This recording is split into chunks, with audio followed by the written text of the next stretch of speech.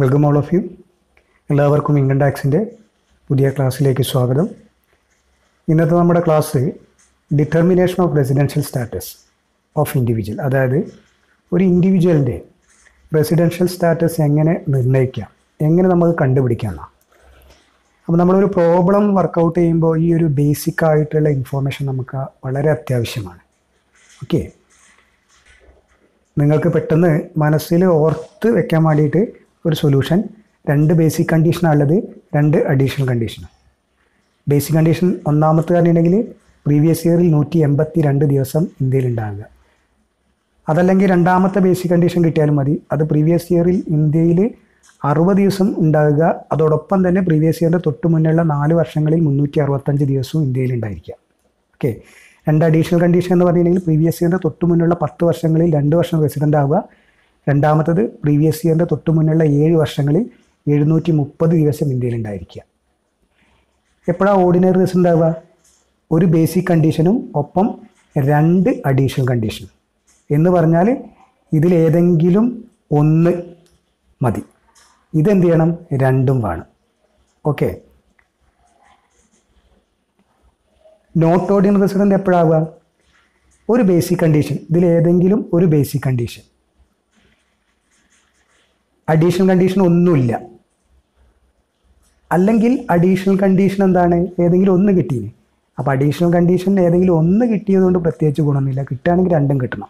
Okay, അപ്പോൾ ചുരുക്കി പറഞ്ഞിട്ടുണ്ടെങ്കിൽ ഒരു ബേസിക് കണ്ടീഷൻ മാത്രം ഫുൾഫിൽ ചെയ്തു, അല്ലെങ്കിൽ ഒരു ബേസിക് കണ്ടീഷനും ഒരു അഡീഷണൽ കണ്ടീഷൻ കിട്ടി, അയാൾ നോട്ട് ഓർഡിനറി റെസിഡൻ്റ് ആണ്. ദെൻ നോൺ റെസിഡൻ്റ് എപ്പോഴാവുക? യാതൊരു ബേസിക് കണ്ടീഷനും ഇല്ല, അദ്ദേഹത്തിന് 2 അഡീഷണൽ കണ്ടീഷനൊക്കെ കിട്ടി പറഞ്ഞിട്ട് കാര്യം ഉണ്ടാവില്ല. ഒരു ബേസിക് കണ്ടീഷൻ പോലും ഇല്ലെങ്കിൽ അതെന്താണ്? Non resident. ഇതാണ് ഇതിൻ്റെ ബേസിക് സ്ട്രക്ചർ. ഈ കാര്യം നിങ്ങളുടെ മനസ്സിൽ നിങ്ങൾ എന്ത് ചെയ്യാണ്? ഈ ഒരു കണക്കിൻ്റെ ഫോർമാറ്റിലാണ് വെക്കുക. ഓക്കെ, ഇനി നമ്മൾ പറഞ്ഞ് എങ്ങനെയാണ് ഇതിനെ ഡിറ്റർമിൻ ചെയ്യുക എന്നുള്ളത്. അപ്പോൾ കുറച്ച് എക്സാമ്പിൾസ് നമ്മളിവിടെ കൊടുത്തിട്ടുണ്ട്. അപ്പോൾ ഇതിൽ ഒരു 6 എക്സാമ്പിൾ നമ്മളിവിടെ പറഞ്ഞിട്ടുണ്ട്. അപ്പോൾ ഈ 6 എക്സാമ്പിൾ നമ്മൾ നോക്കിക്കഴിയുമ്പോൾ ഏകദേശം നമുക്ക് എന്താണ്, എങ്ങനെയാണ് ഒരു വ്യക്തിയുടെ റെസിഡൻഷ്യൽ സ്റ്റാറ്റസ് തീരുമാനിക്കുക എന്നത് നമുക്ക് മനസ്സിലാവും.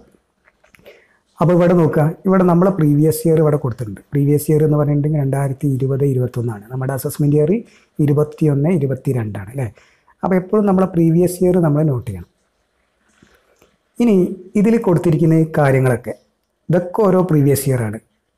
2019, 20, 18, 19, 17, 18 ഇങ്ങനെ പോകും. ഓക്കെ, അപ്പോൾ ഇതൊക്കെ പ്രീവിയസ് ഇയറിൽ ഇയാൾ ഇന്ത്യയിൽ ഉണ്ടായിരുന്ന ദിവസങ്ങളെയാണ് സൂചിപ്പിക്കുന്നത്. ഓരോ പ്രീവിയസ് ഇയറിലും ഈ വ്യക്തി ഇന്ത്യയിൽ എത്ര ദിവസം ഉണ്ട് എന്നുള്ളതാണ് ഇവിടെ പറയുന്നത്. ഇനി നമ്മളോട് ചോദിക്കുന്നത് ഇയാളുടെ സ്റ്റാറ്റസ് എന്താണെന്നാണ്. അതായത് ഇയാൾ ഓർഡിനറി റെസിഡൻ്റ് ആണോ, നോട്ട് ഓർഡിനറി റെസിഡൻ്റ് ആണോ, അതോ നോൺ റെസിഡൻ്റ് ആണോ എന്നാണ് ചോദ്യം. അപ്പോൾ ഇങ്ങനെ ഒരു ക്വസ്റ്റ്യൻ കിട്ടിയാൽ നമ്മൾ ചെയ്യേണ്ടത് പ്രീവിയസ് ഇയറിൽ ആദ്യം ചെക്ക് ചെയ്യും. അപ്പോൾ ഇദ്ദേഹം പ്രീവിയസ് ഇയറിൽ 182 ദിവസമുണ്ട്. പ്രീവിയസ് ഇയറിൽ 182 ദിവസം ഉണ്ടെങ്കിൽ നിർബന്ധമായിട്ടും അയാൾ എന്തായി? റെസിഡൻ്റ് ആയി എന്ന് ഉറപ്പാണ്. പക്ഷേ റെസിഡൻറ്റിൽ 2 കാറ്റഗറി ഉണ്ടെന്ന് പറഞ്ഞു, ഓർഡിനറിയും അതുപോലെ നോട്ട് ഓർഡിനറി റെസിഡൻറ്റ്. അപ്പോൾ ഇദ്ദേഹം ഓർഡിനറി റെസിഡൻ്റ് ആവണമെങ്കിൽ 2 അഡീഷണൽ കണ്ടീഷൻ കൂടി ഫുൾഫിൽ ചെയ്യണം. അതേതൊക്കെയാണ്? പ്രീവിയസ് ഇയറിൻ്റെ തൊട്ട് മുന്നുള്ള 10 വർഷങ്ങളിൽ, ഇതാണ് 10 വർഷം പ്രീവിയസ് ഇയറിൻ്റെ തൊട്ട് മുന്നിൽ. ഇത് പെട്ടെന്ന് കിട്ടാൻ വേണ്ടിയിട്ടാണ് നമ്മളിവിടെ 1, 2, 3 എന്ന് എഴുതി കേട്ടോ. ആ 10 വർഷങ്ങളിൽ ഏതെങ്കിലും 2 വർഷം റെസിഡൻ്റ് ആവുക.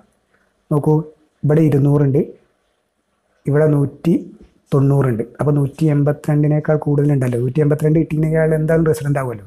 അപ്പോൾ ഈ കണക്കിൽ പ്രീവിയസ് ഇയറിൻ്റെ തൊട്ട് മുന്നേയുള്ള 10 വർഷങ്ങളിൽ ഏതെങ്കിലും 2 വർഷം അദ്ദേഹം റെസിഡൻ്റ് ആവുക എന്നുള്ളത് ഓക്കെയാണ്. ദെൻ മറ്റൊന്ന്, പ്രീവിയസ് ഇയറിൻ്റെ തൊട്ട് മുന്നുള്ള 7 വർഷം എടുക്കുക. 7 വർഷം.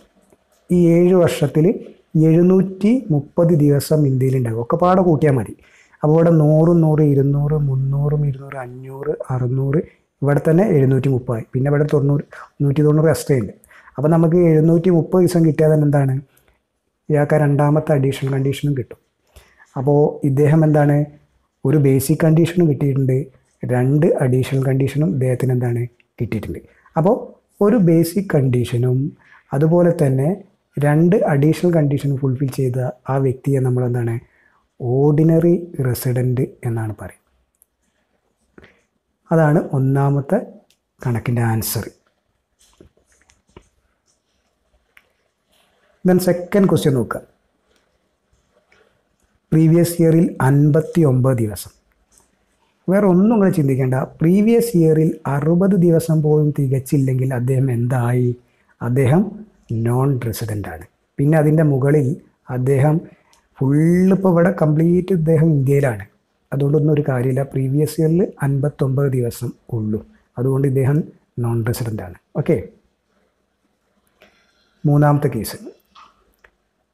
പ്രീവിയസ് ഇയറിൽ 60 ദിവസമുണ്ട്.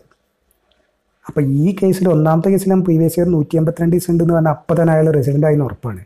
പക്ഷേ പ്രീവിയസ് ഇയറിൽ 60 ദിവസം ഉണ്ടെന്ന് പറഞ്ഞാൽ അദ്ദേഹം റെസിഡൻ്റ് ആയി നമുക്ക് ഉറപ്പിച്ച് പറയാൻ പറ്റില്ല. കാരണം ഇതിനോടൊപ്പം ഒരു കാര്യം കൂടി നമുക്ക് ഫുൾഫിൽ ചെയ്യണം. അങ്ങനെയാണെങ്കിലാണ് അതിനൊരു ബേസിക് കണ്ടീഷനായിട്ട് ട്രീറ്റ് ചെയ്യുള്ളൂ. അതെന്താണ്? പ്രീവിയസ് ഇയറിൽ 60 ദിവസം ഇന്ത്യയിൽ ഉണ്ടായിരിക്കുകയും പ്ലസ് പ്രീവിയസ് ഇയറിൻ്റെ തൊട്ട് മുന്നേ ഉള്ള 4 വർഷങ്ങളിൽ 365 ദിവസം വേണം. അപ്പോൾ അതും കൂടി ഉണ്ടോ നോക്കണം. അപ്പോൾ 60 ഉണ്ട് പ്രീവിയസ് ഇയറിൽ. പ്രീവിയസ് ഇയറിൻ്റെ തൊട്ട് മുന്നുള്ള 4 വർഷം എന്താണ്? ഇതിൽ 365 ഉണ്ടാവും. ആദ്യത്തെ വർഷം തന്നെ 365 ഇട്ട് 4 കൂടിയും കൂടിയിട്ട് നമുക്ക് 365 കിട്ടിയാൽ മതി. അപ്പോൾ ഇദ്ദേഹം ഒന്നാമത്തെ ബേസിക് കണ്ടീഷൻ കിട്ടിയിട്ടില്ലെങ്കിലും ഇയാൾ എന്തുണ്ട്? രണ്ടാമത്തെ ബേസിക് കണ്ടീഷൻ കിട്ടി. ഏതെങ്കിലും ഒരു ബേസിക് കണ്ടീഷൻ നമുക്ക് മതി. അപ്പോൾ ബേസിക് കണ്ടീഷൻ കിട്ടി. ഇനി അഡീഷണൽ കണ്ടീഷൻ കിട്ടുന്നുണ്ടോ നോക്കണം. അഡീഷണൽ കണ്ടീഷൻ എന്ത് ചെയ്യുന്നു? നമ്മൾ നേരത്തെ പറഞ്ഞായിരിക്കും പ്രീവിയസ് ഇയറിൻ്റെ തൊട്ട് മുന്നുള്ള 10 വർഷങ്ങളിൽ ഏതെങ്കിലും 2 വർഷം റെസിഡൻ്റ് ആവുക. ഇയാളെ ഫുള്ള് ഇന്ത്യയിൽ ഉണ്ട്. അതുകൊണ്ട് ഫുള്ളും റെസിഡൻ്റ് ആണ്. അപ്പോൾ അത് കിട്ടി. പ്രീവിയസ് ഇയറിൻ്റെ തൊട്ട് മുന്നേ ഉള്ള 7 വർഷങ്ങളിൽ 730 ദിവസം ഇന്ത്യയിൽ ഉണ്ടായിരിക്കുക. അതും ഇദ്ദേഹം ഉണ്ട്, സംശയമല്ല. സോ ഇദ്ദേഹവും എന്താണ്? ഓർഡിനറി റെസിഡൻ്റ് ആണ്. Okay. Then fourth case. Previous ഇയറിൽ 60 ദിവസമുണ്ട്. അപ്പോൾ നമ്മളൊന്നും കൂടി നോക്കും. പ്രീവിയസ് ഇയറിൻ്റെ തൊട്ട് മുന്നേ ഉള്ള 4 വർഷങ്ങളിൽ 365 ദിവസം കിട്ടുന്നുണ്ടെന്ന്. അപ്പോൾ പ്രീവിയസ് ഇയറിൻ്റെ തൊട്ട് മുന്നിലുള്ള 4 വർഷം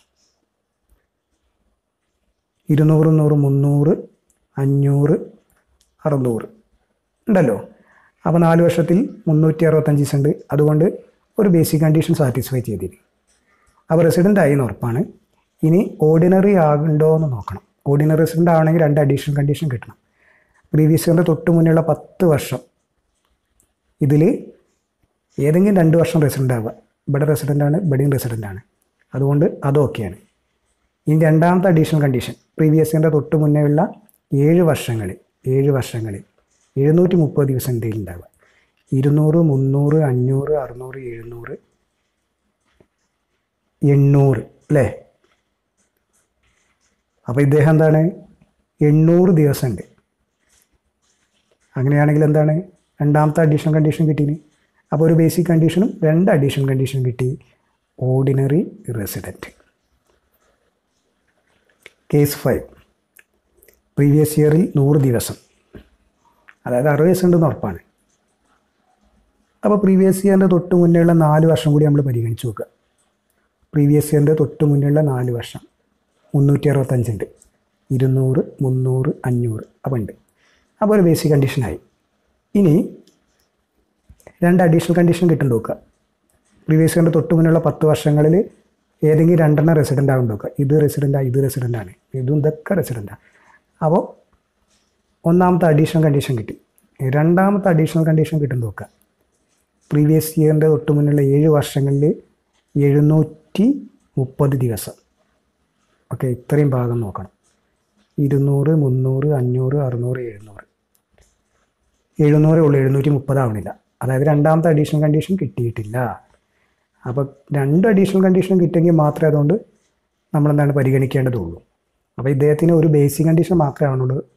അതുകൊണ്ട് ഇദ്ദേഹം എന്താണ്? റെസിഡൻ്റ് ആണ്, പക്ഷേ നോട്ട് ഓർഡിനറി ആണ്. അതുകൊണ്ട് not ordinarily resident, NOR. Okay. Then final case. 60 ദിവസം ഉണ്ട് പ്രീവിയസ് ഇയറിൽ. പ്രീവിയസ് ഇയറിൻ്റെ തൊട്ട് മുന്നേ ഉള്ള 4 വർഷം 365 ഉണ്ട്. അപ്പോൾ ഒരു ബേസിക് കണ്ടീഷനായി, അതുകൊണ്ട് റെസിഡൻ്റ് ആയി. ഇനി ഓർഡിനറി ആണോ എന്ന് നോക്കണം. പ്രീവിയസ് ഇയറിൻ്റെ തൊട്ട് മുന്നുള്ള 10 വർഷങ്ങളിൽ ഏതെങ്കിലും 2 വർഷം ഇദ്ദേഹം റെസിഡൻ്റാണ് നോക്കുക, ഉണ്ട് അല്ലേ? അതുകൊണ്ട് ഒന്നാമത്തെ അഡീഷണൽ കണ്ടീഷൻ കിട്ടിയിട്ടുണ്ട്. ഇനി രണ്ടാമത്തെ അഡീഷണൽ കണ്ടീഷൻ കിട്ടും നോക്കണം. 7 വർഷങ്ങളിൽ 730 ദിവസം, 200, 300, 500, 600, 700 കിട്ടുന്നില്ല. സോ ഇദ്ദേഹത്തിൻ്റെ സ്റ്റാറ്റസ് എന്താണ്? നോട്ട് ഓർഡിനറി റെസിഡൻ്റ് ആണ്. റെസിഡൻ്റ് ആണ്, പക്ഷേ നോട്ട് ഓർഡിനറി ആണ്. ഓക്കെ, അപ്പോൾ ഈ രീതിയിലാണ് നമ്മൾ ഇതിനെന്താണ് കണക്കിലേക്ക് അവതരിപ്പിക്കേണ്ടത്. ഓക്കെ, ഇനി ഒരു വസ്തുത കൂടി മനസ്സിലാക്കണം. നമുക്ക് എക്സാമിന് ഇങ്ങനെ തരംതിരിച്ച് തരില്ല. ഈ തരംതിരിവ് നമ്മൾ ഉണ്ടാക്കേണ്ടതാണ്. പ്രീവിയസ് ഇയറിൽ ഇത്ര ദിവസം അദ്ദേഹം ഇന്ത്യയിലുണ്ട്, പ്രീവിയസ് ഇയറിന് തൊട്ട് മുന്നിലുള്ള ഇയറുകളൊക്കെ നമ്മൾ വരച്ചിട്ടുണ്ടാക്കണം. അപ്പോൾ നമുക്ക് എങ്ങനെ ക്വസ്റ്റ്യൻ തരിക? ഈ ഒരു വ്യക്തി പ്രീവിയസ് ഇയറിൽ ഇവിടെ ഇന്ത്യയിൽ കുറച്ച് ദിവസം ഉണ്ടായിരുന്നു, പിന്നെ അദ്ദേഹം എന്താണ് അമേരിക്കയ്ക്ക് പോയി, പിന്നെ അമേരിക്കയിൽ നിന്ന് കുറച്ച് കാലം കഴിഞ്ഞ് ഇങ്ങോട്ട് വന്നു, അങ്ങനെ കുറേ വർഷം അങ്ങോട്ടും ഇങ്ങോട്ടും പോയി വന്നും കളിക്കുന്ന രീതിയിൽ നമുക്കൊരു പാരഗ്രാഫിൽ ക്വസ്റ്റ്യൻ തരും. എന്നിട്ട് നമ്മൾ അതിനെ ഏത് രീതിയിലാക്കണം? ഈ ഒരു സ്ട്രക്ചറിലേക്ക് മാറ്റണം. ഈ ഒരു സ്ട്രക്ചറിലേക്ക് മാറ്റിക്കഴിഞ്ഞാൽ പിന്നെ നമുക്ക് എങ്ങനെയാണ് അദ്ദേഹത്തിൻ്റെ റെസിഡൻസ് സ്റ്റാറ്റസ് എങ്ങനെയെന്ന് മനസ്സിലാക്കാൻ നമുക്ക് പറ്റും. ഓക്കെ, അപ്പോൾ ഇതാണ് ബേസിക് ആയിട്ടുള്ള ഐഡിയ ആദ്യം നമ്മൾ ഉണ്ടാക്കിയെടുക്കണം. ഇതിൻ്റെ മറ്റ് വർക്കൗട്ടൊക്കെ നമുക്ക് എന്താണ് തുടർന്നുള്ള ക്ലാസ്സുകളിൽ ചെയ്യാം. Okay, thank you.